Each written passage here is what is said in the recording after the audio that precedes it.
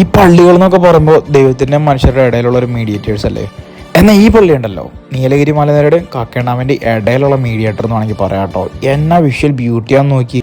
ഒത്ത നടുക്ക് പള്ളി, തൊട്ട് വെക്കിലും മഞ്ഞിൽ പൊതഞ്ഞു നടക്കുന്ന നീലഗിരി മലനിരകൾ, നേരെ മുന്നിൽ കാക്കയണ്ണാം.